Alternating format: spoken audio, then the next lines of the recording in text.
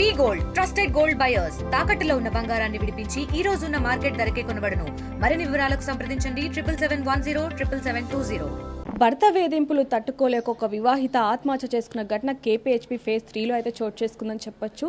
సౌజన్య, రజనీకాంత్ ఇద్దరు కూడా 2020లో పెళ్లి చేసుకున్నారని చెప్పొచ్చు. వీళ్ళకి 3 ఏళ్ల ఒక కొడుకు కూడా ఉన్నారంటూ కూడా కొన్ని వార్తలు వస్తున్నాయి. అసలు ఏం జరిగింది, నిజంగానే భర్త వేధింపులు తట్టుకోలేకనే తను ఆత్మహత్య చేసుకుందా లేదా ఏ ఇతర కారణాలు ఏమన్నా ఉన్నాయనే కోణంలో కూడా ఒకసారి ఇక్కడ కనుక్కునే ప్రయత్నం చేద్దాం. ప్రస్తుతానికైతే ఇప్పుడు మనం వాళ్ళ ఇంటి దగ్గర అయితే ఉన్నాం. వాళ్ళ ఇంటి పైన ఎవరైతే ఇంకా వేరే వాళ్ళు రెంట్కుంటారో ఒకసారి వాళ్ళతో, అంటే సౌజన్య పైన రెంట్కుండే వాళ్ళతో కొంచెం సన్నిహితంగా ఉంటుందంటూ కూడా కొంతమంది చెప్పడం జరిగింది. అసలు ఏం జరిగింది ఏంటనే విషయాలు కూడా ఒకసారి అడిగి తెలుసుకునే ప్రయత్నం చేద్దాం. నమస్తే అమ్మ. నమస్తే అమ్మ, నిన్న సౌజన్య సూసైడ్ చేసుకోవడం జరిగింది.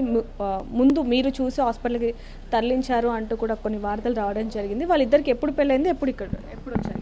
వాళ్ళు కరోనా సెకండ్ వేవ్లో మ్యారేజ్ అయిందంటండి. వాళ్ళు ఇక్కడికి 3.5 years నుంచి ఇక్కడే ఉన్నారు. వాళ్ళ బాబు 6 months ఉన్నప్పటి నుంచి బాగా ప్రేమగా ఉండేవాళ్ళు. మధ్యలో సహజం కదండి, ప్రతి కుటుంబంలో గొడవలు అవ్వడము అలా ఏవి బాగుండేవాళ్ళు, చాలా ప్రేమగా ఉండేవాళ్ళు. రీసెంట్గా మొన్న సండే కూడా వాళ్ళు చాలా హ్యాపీగా బయటికి వెళ్ళి షాపింగ్ చేసుకొని రావడం జరిగింది. మండే రోజు కొంత గొడవ పడుకున్నారు.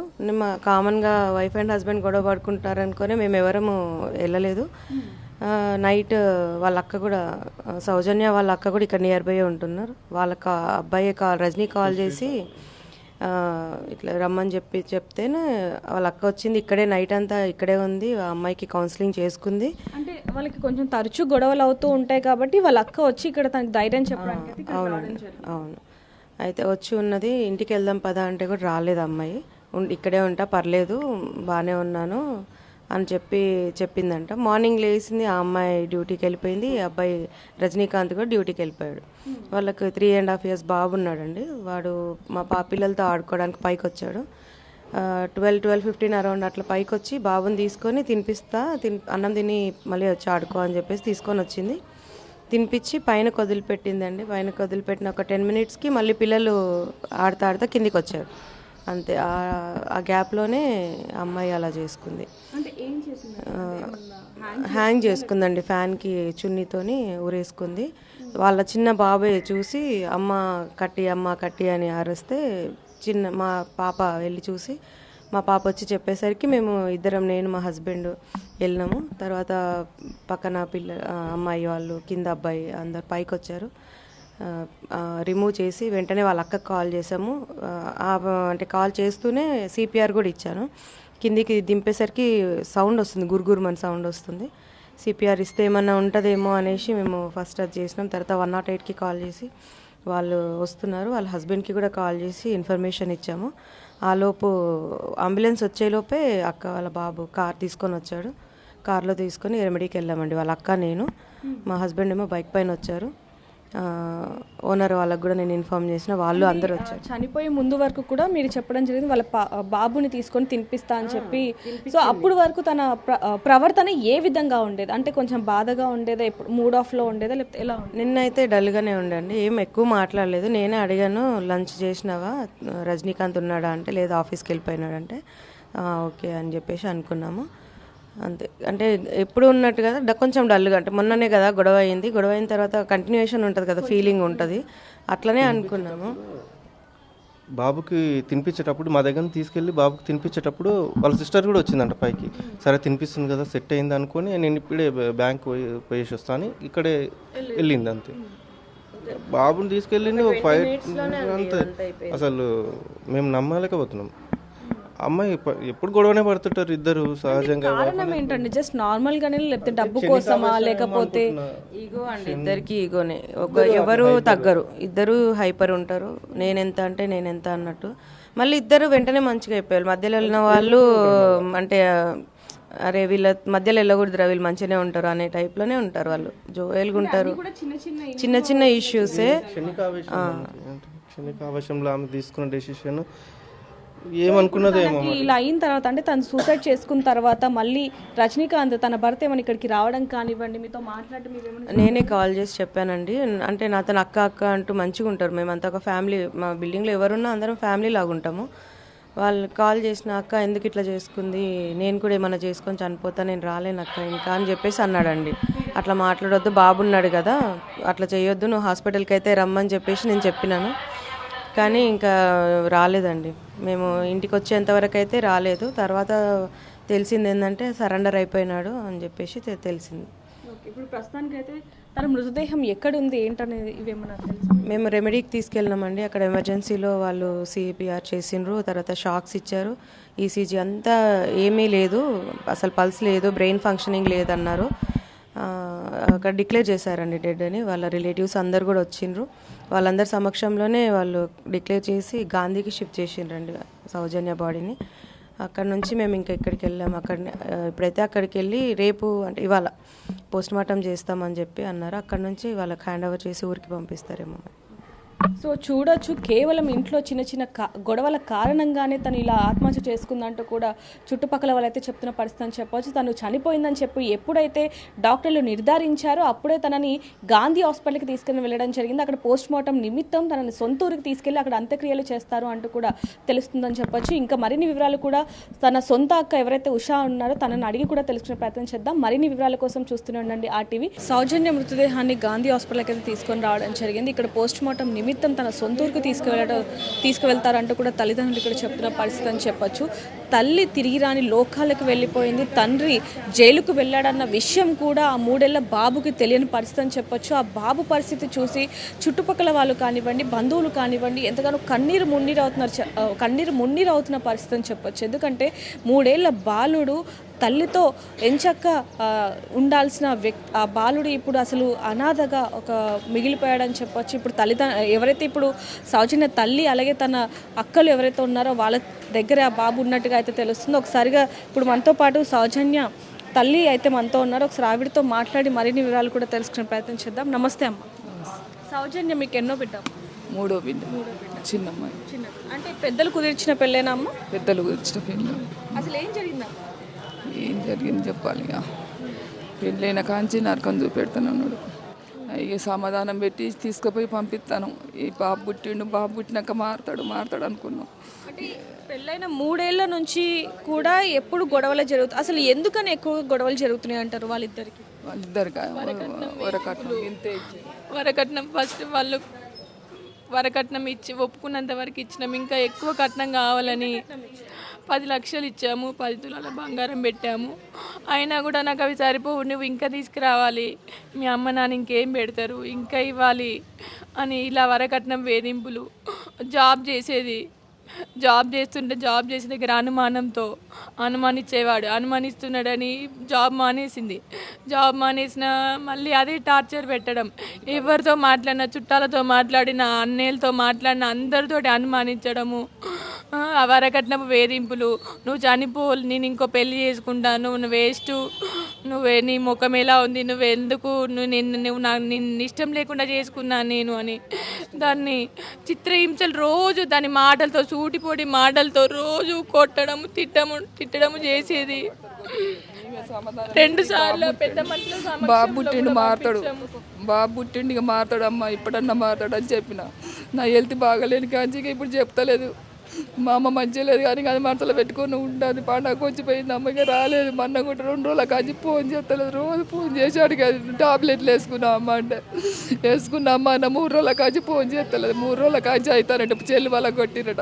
2 రోజుల క్రితం అసలు ఏం జరిగిందంటే వాళ్ళిద్దరికి కూడా, రజనీకాంత్కి అలాగే మీ చెల్లెలకి ఇద్దరికి కూడా గొడవ అయింది అంటూ కూడా చుట్టుపక్కల వాళ్ళు చెప్తున్న పరిస్థితి. అసలు ఆ గొడవ ఏంటి, ఆ గొడవ తర్వాత అసలు ఏం జరిగింది అనే విషయం ఏమైనా తెలుసా? నువ్వు ఇంట్లో కూర్చొని తింటున్నావు, నేను ఏం చెప్తే అది చేయాలి, నేను తినమంటే తినాలి, నేను ఏది తెస్తే అది నువ్వు వండాలి, నేను తినమన్నప్పుడే నువ్వు తినాలి, నువ్వెవరితో ఫోన్లో మాట్లాడుతూ నీకు ఫోన్ వద్దు అని ఫోన్ పగలగొట్టడము, టీవీ చూడనియకపోవడము, పిల్లవాడిని ఏదైనా అన్నా కూడా వాడిని ఇది చేయడము, ఇలా మానసికంగా టార్చర్ అనుభవించింది. గోడకేసి జుట్టు పీకాడంట. అక్క జుట్టు పీకితే గోడ కొట్టిండు అక్క అన్నది. చేతుల మీద గుద్దులు కామిలిపోయినాయి అంత. అక్కతో వెళ్ళిపోవే, నువ్వు అక్కడ ఉండకు, నువ్వు బ్రతకగలుగుతావు. MBA చదివింది, శ్రీరామ్ ఫైనాన్స్లో 3 సంవత్సరాలు ఉద్యోగం చేసింది. టార్చర్ భరించలేక కొడుకు స్కూల్కి వెళ్తున్నాడని మానేసింది. ఇప్పుడు వాడి స్కూల్కి వెళ్తున్నాడు కదా, ఈ సంవత్సరం నేను జాబ్ చూసుకుందామని అనుకుంది. ఇంతలోపే ఇలా చేసుకుంటుంది అనుకోలేదు. మేము ధైర్యంగా ఉండాలని చెప్పాం కానీ వాడు టార్చర్ మానసికంగా చాలా కృంగిపోయింది. మానసికంగా కృంగి ఇంకా ఏమి చెప్పుకోలేక ఏమి చేయలేక సూసైడ్ చేసేసుకుంది. వాడి దెబ్బలకు తట్టుకోలేక ఒళ్ళంతా నొప్పులు అక్క అని ఏడ్చింది. మొత్తం బాడీ పెయిన్స్ అని చెప్పింది. సౌజీ నువ్వు బయటకు వచ్చాయి అన్న, అక్క వస్తా అన్నది. కానీ ఇంతలోపే సూసైడ్ నోట్ రాసింది 3 పేజీలు. వాళ్ళ అత్తమ్మ కూడా నువ్వు ఎందుకే వేస్ట్ దానివి, నువ్వు పిచ్చిదానివే, నువ్వు అదే ఇదే నీకేమి అది ఇదని దాన్ని కొడుకుకి రెచ్చగొట్టేలా మాటలు మాట్లాడి కొడుకుని రెచ్చగొట్టి దాని మనసుని ఇంకా బాధ పెట్టి దాని చావుకి వాళ్ళ అత్త, వాళ్ళ మరిది, దాని భర్త ఇంకింత కారణమయ్యి చివరికి దాన్ని ఊరి పెట్టుకునేలాగా ఊసిగొలిపోయారు. మీరు చెప్పడం జరిగింది 3 పేజీల సూసైడ్ నోట్ కూడా రాసింది. అసలు ఆ 3 పేజీలో అసలు ఏమని రాసిందమ్మా? చూసారా, చదివారా మీరు? మాకు ఒకసారి చదివినిపించారు అక్కడ పోలీస్ స్టేషన్లో. దాని పెళ్ళైన దగ్గర నుంచి డేట్ టు డేట్ మొత్తం 3 పేజీలలో అది అనుభవించిన చిత్రహింసలు మొత్తం. నేనే తప్పు చేయలేదు, నా కాల్ డాటా తీసుకోవచ్చు మీరు, నేను ఏదైనా చేస్తే మీరు చూడండి, వాడు కావాలని నా మీద అబండాలు మోపుతున్నాడు, వాడు నా చావుతోటైనా వాడికి శిక్ష పడాలి, నేను బ్రతుకుంటే వానికి శిక్ష పడదు, నా చావే వానికి శిక్ష పడాలని రాసింది. దాంట్లో వాడిని కంపల్సరీ వాడిని వదిలిపెట్టద్దని రాసింది. నా చావుకు వాడే కారణం నా అత్త మామ మరిది మీద రాసింది. మీరు అతన్ని ఎవరైతే ఇప్పుడు మీ బావగారు ఉన్నారో అతన్ని అడిగారా అసలు ఏం జరిగింది, ఎందుకు ఇలా మా అక్కని హింసిస్తున్నారు, మా చెల్లెని హింసిస్తున్నారు అని చెప్పి ఏమైనా అడిగారా మీరు? అడిగితే వాడు పొంతం లేని సమాధానాలు చెప్తాడు. తాననే బట్ట కాల్చి మీద వేసినట్టుగా వాడే చేసి దాని మీద చెప్పేస్తాడు. వాడి మాటలు అలా ఉంటాయి. ఆ మాటలకి అక్క ఎవరు చెప్పినా మీరు నమ్మేటట్టు లేరు. వాడి మాటలప్పటి నుంచి కూడా గొడవలే జరుగుతున్నాయని చెప్పి మీరు చెప్పడం జరిగింది. మరి మీ కూతురు మీకు చెప్పినప్పుడు, మరి అతనితో మాట్లాడినప్పుడు అతను ఎలాంటి సమాధానం ఇచ్చాడు? అలాగే వాళ్ళ తల్లిదండ్రులు పెద్ద మనుషులతో కూర్చోబెట్టి చేయించినాం. నేను చూసుకుంటా, నేను ఇప్పటితో నా బాధ్యత, నేను ఏదొచ్చినా నేను చూసుకుంటా అన్నది అని ఇక బుధగరించి అది చేసి ఈసారి బాబు పుట్టిండు కానీ నీకు ఏదొచ్చినా నన్ను చూసుకుంటా అన్నది. లేదు చూసుకుంటా అంటే ఇక సరే కదా ఒక్కసారి అమ్మ మేము వద్దే నేను పంపియవే మేము వద్దంటే ఈ ఒక్కసారి అమ్మ అందరు వద్దు గన్ని దెబ్బలు కొట్టిండు, బాగా కొట్టిండు వద్దు బిడ్డ ఇడాకులు ఇచ్చేద్దాం, మనకు వద్దు ఆ సంబంధం వద్దు, ఇక వద్దు బాబుని తీసుకొని మిగతలు పడాలంటే వద్దమ్మ ఈ ఒక్కసారి కౌన్సిలింగ్ తీసుకుంటాను. అలా అందరూ వాళ్ళ మేనమా వాళ్ళందరూ కూర్చున్నా కూడా ఈ ఒక్కసారి చూద్దాం మామయ్య అని తీసుకుంది. ఇక చూసినాక వారం రోజులు మంచిగా ఉంది. ఇక వారం రోజుల కాంచి నేను ఏ లేదమ్మా నా బిడ్డ కార్యక్రమం పొలం 10 లక్షలు ఇచ్చి పెళ్లి చేసిన మంచిగా అందరి పొద్దులు బాగా చేసిన, నాకు ఇష్టం లేదు, ఎక్కడ పడితే అక్కడ ఏడబడతాడు గుద్దుడు చిత్రహింసలమ్మా, ఏడబడతాడు గుద్దుడు, నాకు ఆరోగ్యం బాగాలేక చెప్పలేదమ్మా. పిల్లని బాగా చూసుకున్నది, అమ్మాయి చూసుకున్న పిల్లగాడు తిన్నా ఓరపోయేది. ఇంత పెడతాను అంటాడు, అంత పెడతాను అంటాడు, ఇంత అన్నం ఎందుకు పెడతాను, ఇంత తినిపిస్తాను, ఇన్ని పాలు బియ్యం, ఇది నేను సంపాదించి ఇది నాది, ఇది నా బియ్యం నా నూనె, నేను తినమంటేనే నువ్వు తినాలి, నేను కూర్చోమంటే కూర్చోవాలి, పడుకోమంటే పడుకోవాలని దాన్ని చిత్రహింసలు పెట్టేవాడు. జాబ్ చేస్తే అనుమానించేవాడు, ఇంట్లో ఉంటే ఇలా చిత్రహింసలు పెట్టేవాడు, గొడవలు అది బయటికి వెళ్తే దాన్ని ఫోన్లు చూసేది. వరకట్నం వేధింపులు ఒకవైపు అయితే మరొక వైపు అనుమానంతో కూడా అనుమానం, వరకట్నం వేధింపులు, ఇంకా వేరే 2 పెళ్లి చేసుకోవాలనే ఆలోచనలో కూడా చేశాడు వాడు. నువ్వు చచ్చిపోతే నేను ఇంకో పెళ్లి చేసుకుంటాను. గొడవైన తర్వాత అంటే చనిపోయే ముందు సౌజన్య ఏమన్నా మీకు ఫోన్ చేయడం కానివ్వండి, మీతో మాట్లాడడం ఏమన్నా మాట్లాడింది. అక్క కొట్టిండే అంటే సౌజీ నువ్వు అక్క పెద్దక్క దగ్గరికి వెళ్ళు సౌజీ అంటే నేను వెళ్ళను అక్క అన్నది. మా అక్కయ్య కూడా దాంతోటే పడుకున్నది నైట్ అంతా. పక్కనే వాళ్ళది 2 ఇండ్లు దాటిన తర్వాత వాళ్ళ ఇల్లు ఉంటుంది. అది రానంటుంది శ్రావంతి అంటే దాని దగ్గరే పడుకుంది. తెల్లారిన తర్వాత లేచి అక్క నువ్వు వెళ్ళు పిల్లలు స్కూల్ అవుతుంది నేనేం చేసుకోను అని దాన్ని నమ్మిచ్చింది. అది వెళ్ళిపోగానే ఇలా దారుణం చేసేసుకుంది. అక్కడ ఉంటే తీసుకొచ్చి ఉంచుకున్నది. ఇట్లా గొడవ అవుతా అంటే ఆడ ఉంటే ఇట్లా అవుతా అంటే బాబుని తీసుకొచ్చుకొని పెద్ద అమ్మాయి కాడ పెట్టుకున్నది. అమ్మాయికి ఏం తెలియదు, చిన్న అమ్మాయి కదా పిల్లగానికి తెలియదు అని అక్క కాడ పెట్టుకొని అక్క చూసుకున్నాడు. నేను కూడా అమ్మ ఇప్పుడు కూడా బాబుకు తెలియని పరిస్థితి, తన తల్లి చనిపోయిందన్న విషయం కానివ్వండి, లేకపోతే తండ్రి జైల్లో ఉన్నాడని అంటే పోలీస్ స్టేషన్లో ఉన్నాడన్న విషయం కూడా తెలియదు. మరి బాబు అడుగుతుంటే మరి మీరు ఏమని సమాధానం? ఏం చెప్తాం మేడం, వాడికి ఏం అర్థమవుతుంది? వాడికి అర్థమయ్యే స్టేజ్లో ఉంటే మనం చెప్తాం, వాడికి ఏం తెలియదు కదా. వాడికి అమ్మ అంటే ఇది అమ్మని చూస్తే అమ్మ అంటాడు, నాన్నని చూస్తే నాన్న అంటాడు. అమ్మ లేదు నాన్న లేదని వాడికి ఇప్పుడు ఎలా తెలుస్తుంది? వాడికి తెలియదు కదా. మేమేం చెప్పినా వాడు ఏం అర్థం చేసుకుంటాడు? చూడొచ్చు, తల్లి అలాగే సౌజన్య అక్క ఇద్దరు కూడా కన్నీరు మున్నీరు అవుతున్న పరిస్థితి అని చెప్పొచ్చు. ఎప్పుడు కూడా అంటే పెళ్ళైన రోజు నుంచి ఇప్పటి వరకు, అంటే తను చనిపోయేంత వరకు కూడా తనని ఎంతగానో చిత్రహింసలు పెడుతుంటే, అలాగే వరకట్నం అంటే కట్నం ఎక్కువగా తేవాలి అని అదేవిధంగా అనుమానంతో తనని అదే పనిగా ఆ మాటల ద్వారా అలాగే తన చేతులతో ఎప్పుడు కూడా గాయపరుస్తూ ఉండే అంటూ కూడా ఇక్కడ తల్లి అలాగే అక్క చెప్తున్న పరిస్థితి అని చెప్పొచ్చు. ఇప్పటికి కూడా ఆ 3 ఏళ్ల బాబుకి అసలు ఏమీ తెలియని పరిస్థితి. ఒకవైపు చూసుకుంటే అసలు ఏమీ తెలియకుండా ఆ పసిబాబు ఎలా ఆడుతున్నాడు అనేది కూడా మనం పక్కన చూడొచ్చు. అలాంటి బాబుకి ఈరోజు ఇంత కష్టం అనేది అసలు ఎవరిని కూడా జీర్ణించుకోలేకపోతున్నారని చెప్పొచ్చు. ఇప్పుడు ఎవరైతే సౌజన్య రాసిన 3 పేజీల లెటర్ ఏదైతే ఉందో, అంటే తను మొదటి రోజు నుంచి చివరి వరకు కూడా తను ఎన్ని కష్టాలు పడింది, తనతో ఎంత చిత్రహింసలు అనుభవించింది అనేది కూడా మొత్తం కూడా 3 పేజీల ద్వారా అయితే రాసినట్టుగా అయితే తెలుస్తుందని చెప్పొచ్చు. చివరిలో మాత్రం తనకి ఎలాగైనా సరే శిక్ష పడాలి, తన వలన నేను చనిపోతున్నాను అంటూ కూడా సౌజన్య రాయడం జరిగింది. ప్రస్తుతానికైతే ఎవరైతే ఇప్పుడు సౌజన్య భర్త రజనీకాంత్ ఉన్నాడో అతన్ని కూడా పోలీసులు అరెస్ట్ చేయడం జరిగింది. మరిన్ని వివరాలు కూడా కనుక్కునే ప్రయత్నం కూడా చేస్తున్నారు. ఎలాగైనా సరే సౌజన్యకి సరైన న్యాయం జరగాలని మనం కూడా కోరుకుందాం. మరిన్ని వివరాల కోసం చూస్తూనే ఉండండి RTV. కెమెరామ్యాన్ జ్ఞానేశ్వర్తో రిపోర్టర్ దేవిక, హైదరాబాద్. అమ్మాయి ఏజ్ 29 ఇయర్స్ ఉంటుంది. హౌసింగ్ బోర్డు LIG 3rd ఫేజ్లో సూసైడ్ చేసుకొని చనిపోయింది. చనిపోయే క్రమంలో సూసైడ్ నోట్ రాసింది. ఆ సూసైడ్లో చూస్తే తన అత్త భర్త బాగా సతాయించేవాళ్ళు, వరకట్నం తీసుకురమ్మని కొట్టేవాళ్ళు, తిట్టేవారు అని చెప్పి సూసైడ్ నోట్ రాసింది. నైట్ వాళ్ళ తల్లిదండ్రులు వరంగల్లో సొంతూరు, అక్కడి నుంచి వచ్చి రాత్రి కంప్లైంట్ ఇచ్చారు. అత్త పైన మరియు రజనీకాంత్ రెడ్డి అని వాళ్ళ భర్త పైన మరియు వాళ్ళ మరిది శ్రీకాంత్ పైన 3 పైన కంప్లైంట్ ఇచ్చారు. మ్యారేజ్ అయ్యి 4 ఇయర్స్ అయింది.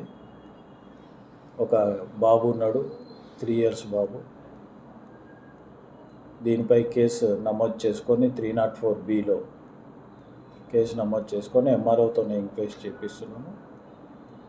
తొందరలోనే వీళ్ళని అక్యూజులను అరెస్ట్ చేస్తాము. ఇన్వెస్టిగేషన్ ఫర్దర్గా మీకు చెప్తాం తర్వాత. మరిన్ని వీడియోస్ కోసం ఛానల్ ని సబ్స్క్రైబ్ చేయండి. లేటెస్ట్ అప్డేట్స్ కోసం వాట్సాప్ ఛానల్ ని ఫాలో అవ్వండి. ఆ లింక్ డిస్క్రిప్షన్ లో ఉంది.